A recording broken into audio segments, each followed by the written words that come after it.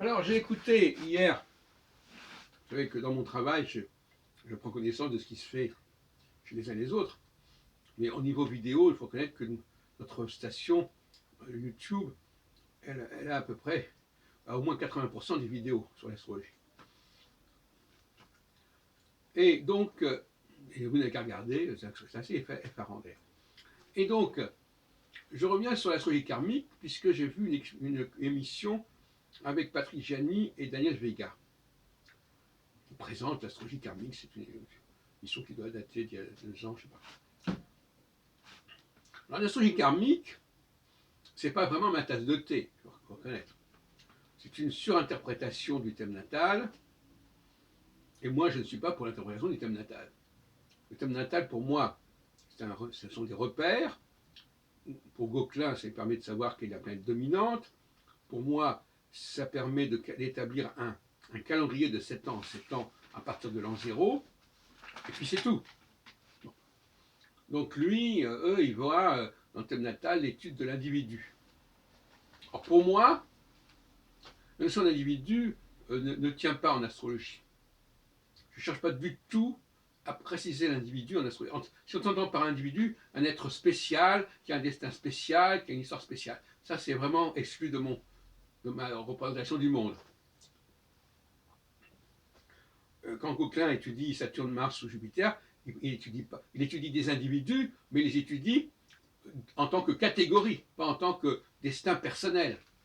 Et moi, quand j'étudie les leaders, eh bien, ces leaders, c'est leur âge, c'est leur date de naissance qui va déterminer leur structure de temps. Quant à leur personnalité, elle sera simplement Mars, Jupiter, Saturne. On est très loin d'une structure individuelle. Donc, l'astrologie karmique, elle représente l'astrologie individuelle, qui est pour moi quelque chose qui est complètement dépassé. Alors, l'individuel, ça existe, bien entendu, mais ce n'est pas le but et le rôle de l'astrologie de le faire apparaître.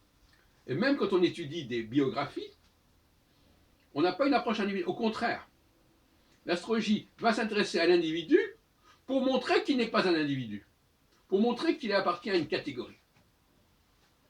Alors, je prends le contre-pied de ce qu'a fait, par exemple, quelqu'un comme Donné Roman, Maurice Rougy, dans les années 30-40, qui a fait la biographie de Verlaine, qu'on retrouve d'ailleurs, je crois, dans son traité d'astrologie rationnelle, paru pendant la Seconde Guerre mondiale, mais qui a fait l'objet aussi d'un ouvrage à part que nous avons dans notre bibliothèque, je crois.